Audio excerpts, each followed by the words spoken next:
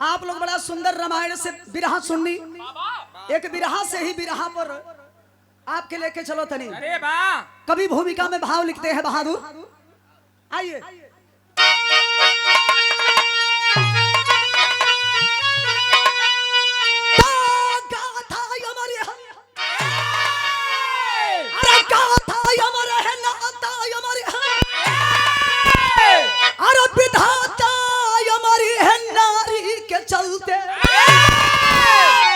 शक्ति की सागर पराक्रम की नागर, अरे करोड़ों दिए याद शक्ति के जलते, चांद की चांदनी वेद की रागरी, अरे सकल म्यादली करती नारी की पूजा, मीर गाया कभी जगत वंदिता है, अरे संसार में और कुछ भी न दूजा।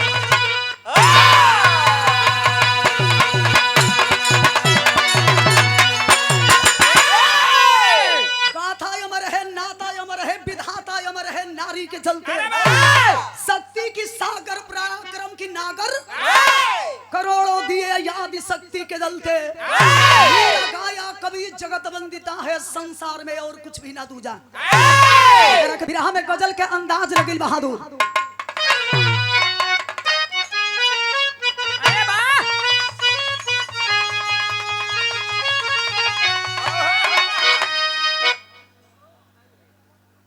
क्या नाम है इनका? धीरज। धीरज बाबू, हमेशा धीरज से काम लेना चाहिए। ये तोरे जन्म के पहले के गीत है। अरे वाह, यानी तो इनके बाबू के तरफ। पहले लोग कैसे एक गजल के गावे, वाह वाह, अरे दिल चीज क्या है आप मेरे, अरे जान लीजिए, अरे सिर्फ एक बार मेरा कहा, अरे सिर्फ एक बार मेरा कहा मान लीजिए।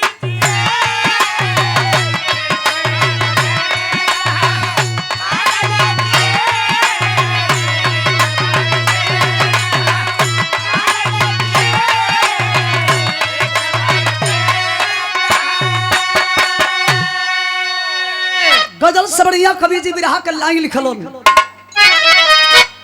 पत्थर को कभी फूल से अरे तुलना न कीजिए, कागज को कभी आग से, कागज को कभी आग से तुलना न कीजिए, कागज को कभी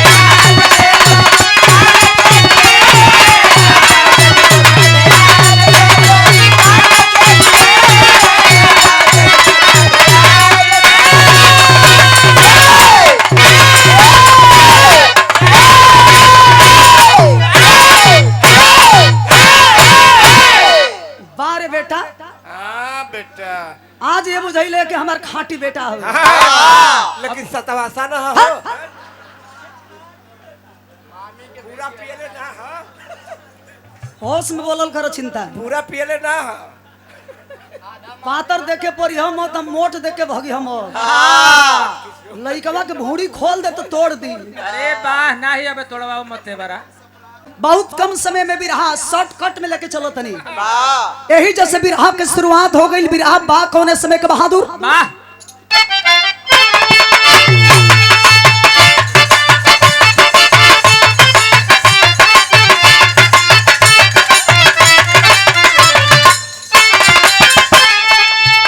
कितनी अच्छी बात कभी लिखते हैं। चार फेरा उन्हें ताकेलों तो चार फेरा उन्हें ताकेलों। कहानी की शुरुआत कभी लिखते हैं, 10 कंधर को मिटा कर जब राम अवधि आए, वशिष्ठ कुल गुरु जी संदेश सुधर पाए,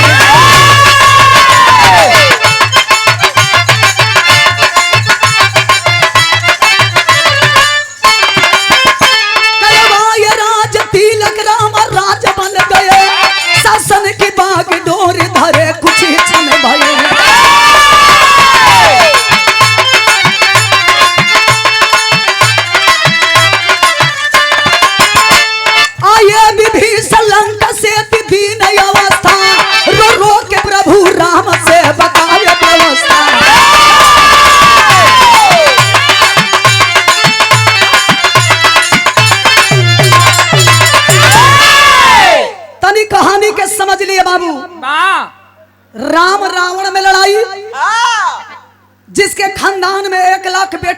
लाख नाती, सारे के सारे वीर मारे गए। भगवान राम लंका पे विजय प्राप्त किए वाह वाह। और जब रावण का वध करते हैं तो हम हर्षोल्लास के साथ दशहरा मनाते हैं। यहाँ तक कि दीप सजा करके भगवान राम के अयोध्या आने पर दीपावली भी मनाई गई। लेकिन ये कहानी कहाँ का बा? भगवान राम जब दोबारा अयोध्या में आते हैं तो भगवान राम को राजा बनाया गया। अरे वाह। और भगवान राम के शासन काल में प्रजा खुश में दिन बितावत रहो। अरे वाह। एक बार भगवान राम के दरबार लगा हुआ है और भगवान राम के दरबार में रोते हुए बिलखते हुए वाह वाह। विभीषण पहुंचे और जा करके भगवान प्रभु श्री राम के पैर पकड़ते हैं। रोने लगे, आप तो दुनिया के दाता हैं, वाह वाह। लेकिन लग रहा है कि आपके होते हुए भी मेरा जान बचना नामुमकिन है। लग रहा है इस दुनिया में मैं जिंदा नहीं बचूंगा। भगवान राम पूछे लगल ना कि का कारण हो? रोवा था। अब बतावा था कि शायद आपके पता नहीं खे, मेरा भाई जिसका नाम बताया गया कुंभकर्ण, कुंभकर्ण का एक बेटा है जिस बेटे का नाम बताया गया मुल्कासुर। जाना तो ओकर काहे नाम मुल्कासुर रहल? एगो नक्षत्र ऐसन होले जौना नक्षत्र में लड़का लड़की पैदा हो जाला सब तो वहानी के पूजा पाठ करावल जाला मुराहा नक्षत्र। अरे वाह। अल्लाह। माइये से पूछा था कि हम कैसे आए? कैसे आइल बड़े? कैसे आइल बड़े? तूने खत हेड पर से आइल बड़े। सुधीर बाबू बतौले हन कि घर के बाद घरे में होके के चाहिए। कैसे आइल? घरे चल तो के बताई कैसे पैदा भइले। हम न तोरा के तो बताई। का जानत? रोवा तड़ल कि मेरा भाई का लड़का जिसका नाम बताया गया मुल्कासुर प्रतिदिन आई के मेरे जान मारे खातिर पीछा पड़ल हो। कुल द्रोही कहता ये 3 दिन के लड़का साला मेरे जान के पीछे पड़ल हो। वहां तक कि जिंदगी बची ओची भगवान राम जब इतनी बात सुननी हो रक्षा करे खातिर कहनी का बिरहा में तर्ज लगिल बहादुर।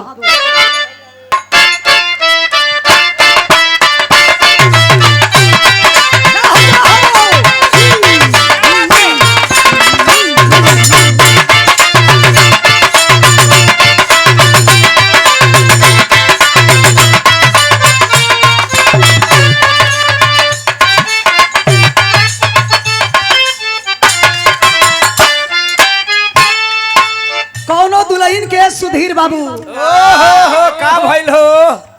यही बरसात के मौसम में बड़ा परेशानी हो। तू का हो? देखबे करे मौसम में बड़ा कीड़ा फतिंगा चले। अरे बड़ा कुजगहा ढुकल स। अनहरिया रात में बेचारी के कुजगहा फंसल हो। अरे तो कचाव केने बा केने? ऐसे ही हो। अच्छा भेटाते नहीं खे। ढेर भीतरी चल। ओकर चभोकना बगलिए में सूतल है। ऐसे ही खोदातिया। हां खोदातिया। हां हो ऐसे ही मारे। कहां मारे? करे जावा परे। ये साफ तोरा मढ़िया में मारे। जगावे या जगा के कहे दुल्हन का कहले रहल। उठिए बलमुजी उठिए बलमुजी तानी दी बहरी जलाई।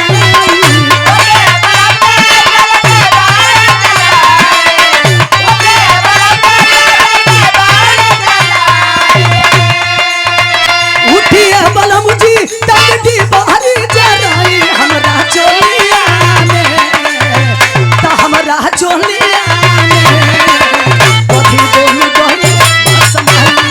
हमरा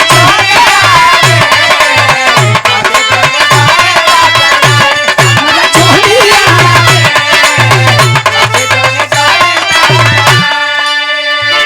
अरे सुनिए हरि जी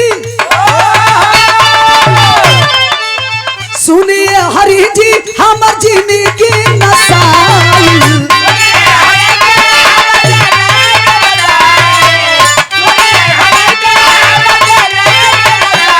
अरे सुनिए हरि जी हमर जिंदगी नसाई। मोर भतीजा यही ना तो हमरा के बचाई। मोर भतीजा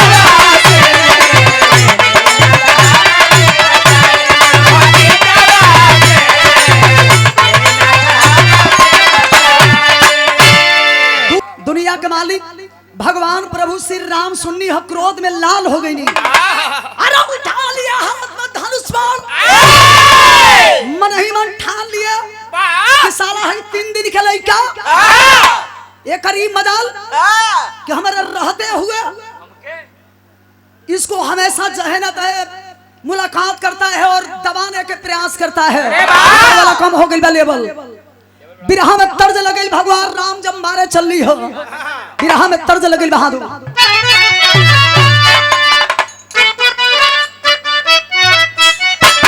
पर्दा बढ़ा धीरज बाबू।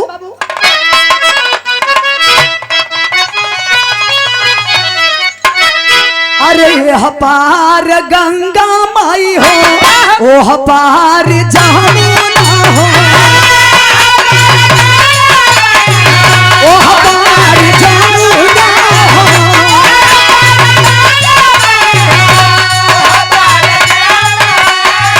ओ हपार गंगा माई हो ओ हपार जमुना हो बिचारे के मोर गजऊ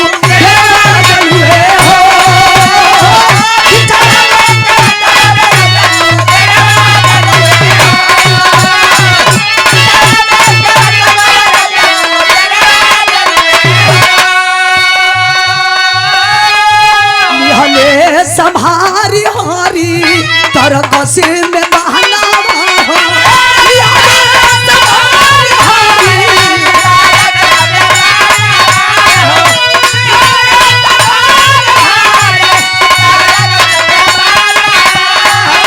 हमें संभारी हारी तर कसे में बहना हो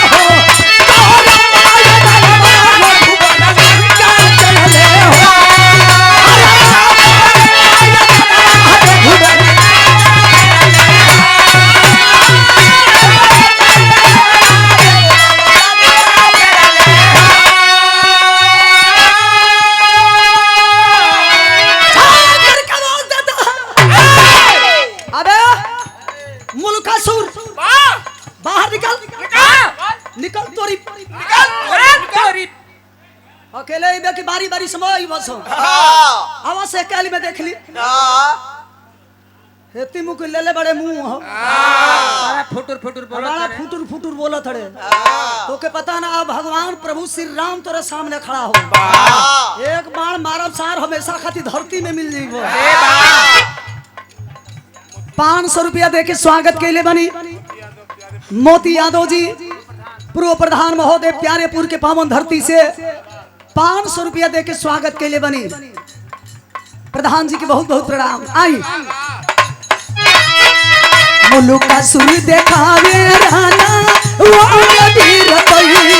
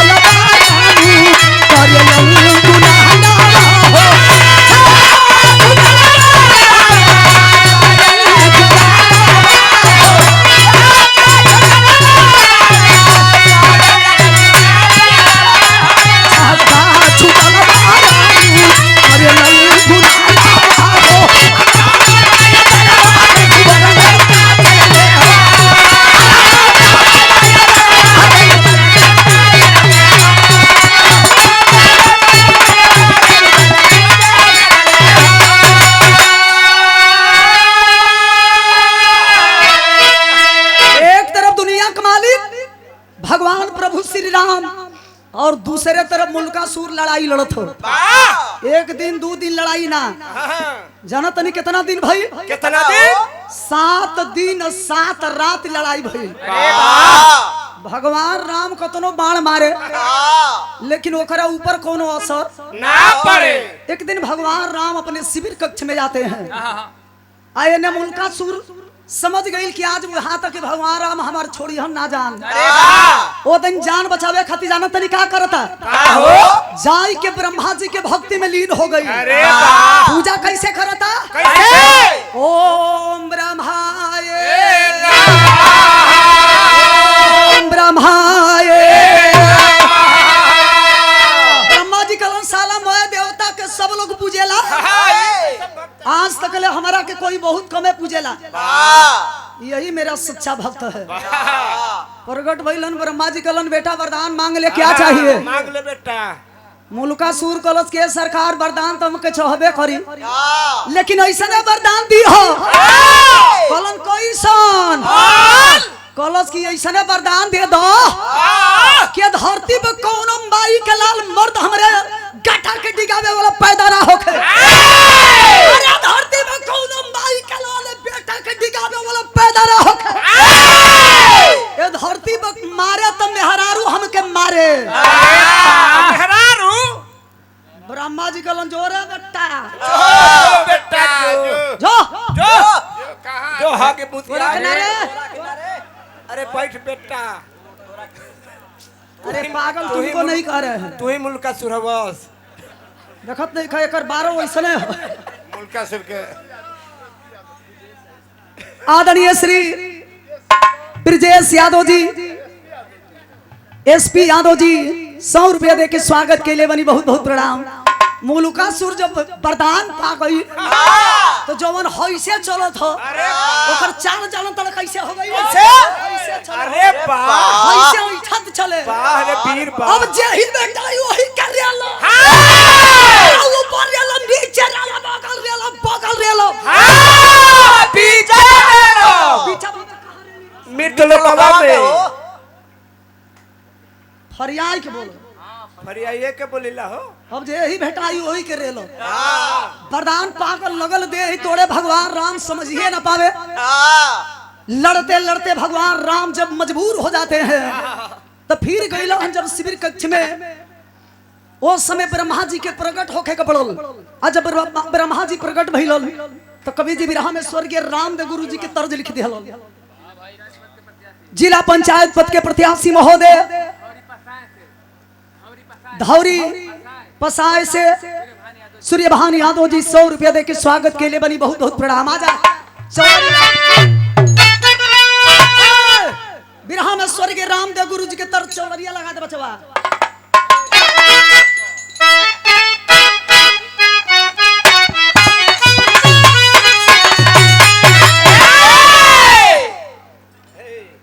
देखो कभी कभी आधा पेट के खाइल जवानी पर के मोरल बड़ा खड़ेला। हां भैया तब का हम नहीं चाहत कि लंबा चौड़ा जाए भी रहा। लेकिन हमारे लड़का बड़ा परेशान हो के हो ई मुल्कासुर। मुल्कासुर ना हई तो नरासुर नहीं ई रक्तासुर हो। ये नरासुर ओकर ई वरदान मिलल हो कि अगर एक खाली मरबत ई 1000 को पैदा हुई हो सो। जियत मिलबो न करी जियत ले भेंट यही से चाहत कमरे के कोई मारो के 1000 को पैदा हुई। 100 रुपया दे के स्वागत के लिए बनी देवे वाला साहब कैमरे ओर से बहुत बहुत प्रणाम। बिरहा में टेरी के भाव लिखल गई।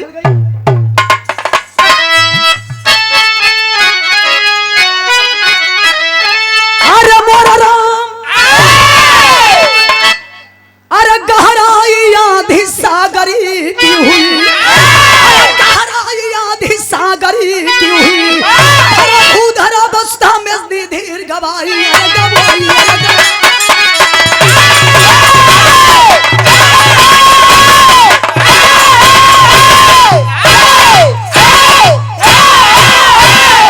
ब्रह्मा जी की बातों से रामचंद्र बलहीन हुए।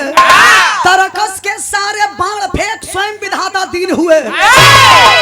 मरेगा यह अन्यायी कैसे धर्म कर्म के बेला में। अब बीच सभर में आकर के भगवान बोले ब्रह्मा से तब अकेला में। कहते हैं कि ये बताइए कि इसकी मौत क्यों नहीं हो रही है। उस समय ब्रह्मा जी प्रकट होते हैं, कहते हैं कि जानते हो मैंने इस लड़का को वरदान दिया है। इस धरती पे मर्द इसे कभी मार नहीं पाएगा।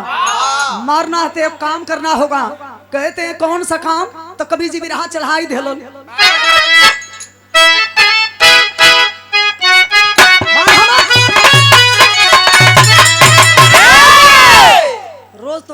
कहे नहीं कि चढ़े उतरे का आदत नहीं खे के कहेलू ए तोरे बाबू के तो का करबो इनकर जान लेबू का पहला अभी नंबर बच्चा तो हो। मीरा जल्दी चढ़ेली ना चढ़ेली तो उतरे का आदत नहीं खे हाँ अरे बच्चा है जान मतलब हो हाँ वो तनी भटभट फर्क बा यही बात के कि घड़ी तनी लगातार चलत है चलता बड़ा फोनवा नु आवता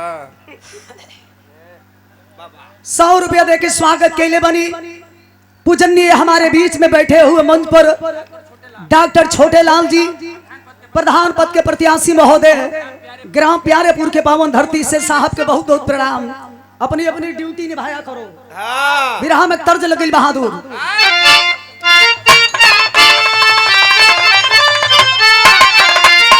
ए हो पहले के जमाना में जब मर्द के मुकाबला होखे ते तरज के स्वर्गीय रामदेव गुरु जी करेजा से कैसे कहीं बाबू अरे बारी उमर कमर लचकनी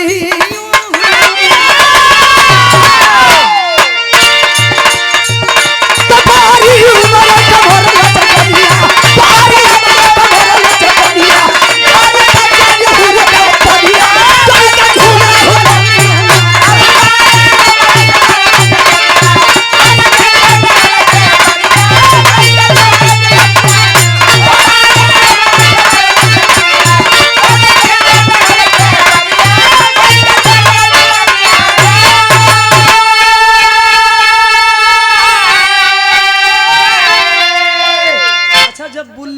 के पारी आवे अच्छा तो ऐसे ही निहुर के कमर पर हाथ रख देख बच्ची देख बच्ची में आ जाओ जाना तो का कहे का कहे देख बच्ची रामदेववा देख अब ठोकत है देख तरी मनी छुआवत है बर्दाश्त कर लेबे तो ठीक है न तो लगता कमेटी की तरफ से सादर 101 रुपये का आशीर्वाद। खैर हमें नहीं बोलना चाहिए सॉरी, लेकिन यही भाषा में बोले कि देखा अभी बुच्ची बड़ा बिच्छी अभी बुच्ची है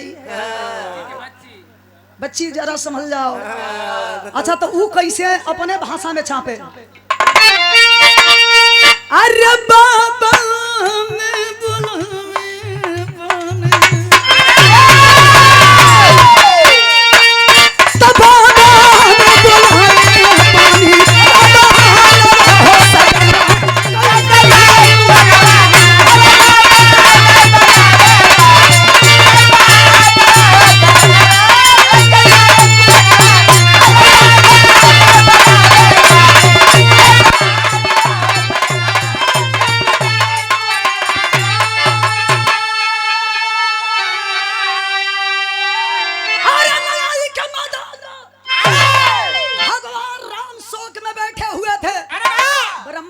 चिंता मत करा, जल्दी लगे अब उपाय बताओ था के सरवा के मौत कैसे हुई का बताओ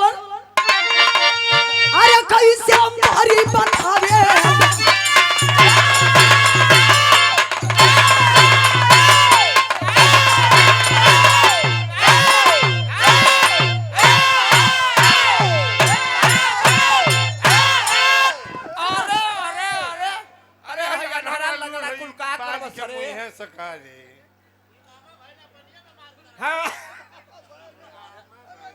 ये तो हम बड़ा परेशान हुई है नहीं। अरे बाप रे बाप ऐसा ने कुल पैदा कर दे बारू चला कहियो मुंह फोड़ लिया सा पर अरे का कहत यही में हमारा भी 25 तक विरहा हो हां आ कोनो के दांत अगर टूट गई साला हमारा विरहा सत्यानाश हो जाए। ये हमारा पखिसियाता आदरणीय श्री ब्रिजेश यादव जी के सौजन्य से सादर 101 रुपए का आशीर्वाद रंगमंच की ओर से साहेब के बहुत बहुत प्रणाम। विरहा में हुए भावा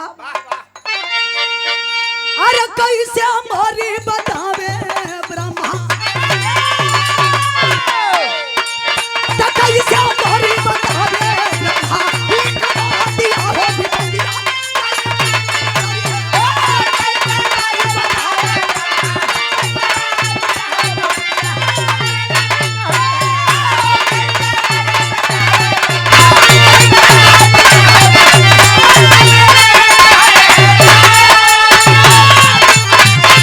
Yeah!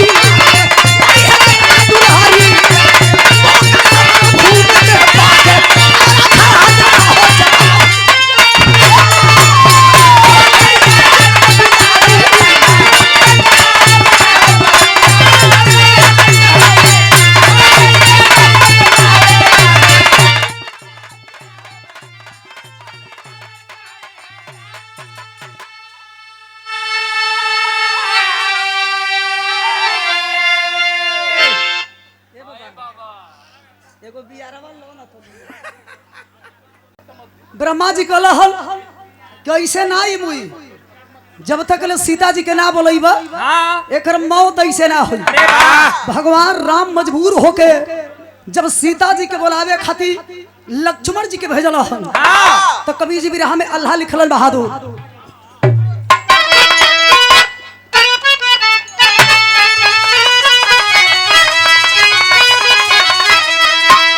अरे उग्र रूप धइली तब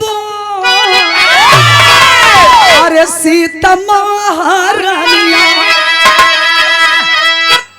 आइए अरे उग्र रूप धइली तब सीता महारानिया अहिल कहला शिव जी गइले घबरा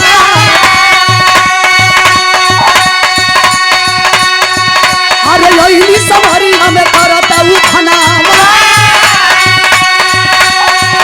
अरे यही सवारी हमें करता उठनावा अरे बाहर है पपिया हो बदल फुला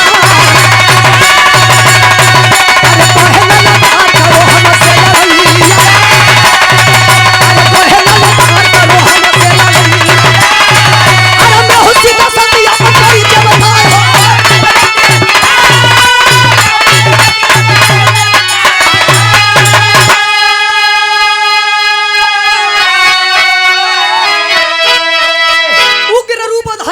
सीता महारानिया हिलल कैलाश शिवजी गईले घबराए अली समरिया में करते उफनवा जहां रहा पपिया हो मद में भुलाए कहे ललकार करो हमसे लड़ैया मैं हूँ सीता सती अपन परिचय बताए जाई के लंका के लगरी में लगली उग्र रूप धाई के हिलावे आवाज देवे लगली राम बलकासुर निकाल बहरी निकाल तो के पता ना है हम कौन इंसान है। अरे वाह मेरा नाम सीता है और मेरे चलते सोने की लंका जर करके खाक हो गई। आज तेरा बद करने के लिए लड़ाई के मैदान में आई हूँ। वाह वाह कॉलेज की मर्द से ना फोरी आई तो टिटिरी ले दे मेहरारू चल ली है तोहरा के त फूकब के उधियाई जइबू। सीता जी कहली कि ठीक भाई आओ दू चार पकड़ पहले हो खो। सीता जी कौन रूप धई के ओके बद कैली? कौन? रिपू ज्वेलर साहब के सौजन्य से बड़ा बढ़िया भैया अंगूठी देले बड़ा जब तक ले जियल जाइए देख देख के याद कर जाइए सबका एकरा के जीवन भर रखें के छोटे त बिया लेकिन ठीक है बिया। बहुत बहुत साहब के हमरे ओर से प्रणाम। भगवान करे कि आपके दुकान चकाचक चलत रहे। फिर यहाँ के आखिरी भाव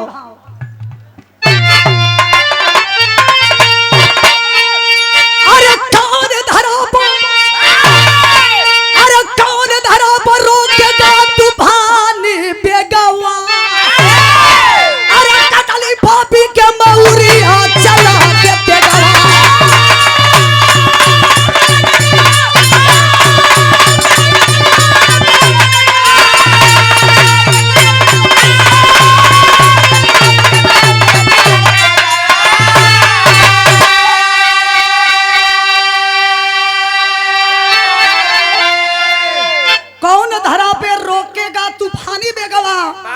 कटली पापी के मौरिया चला के थे गवा।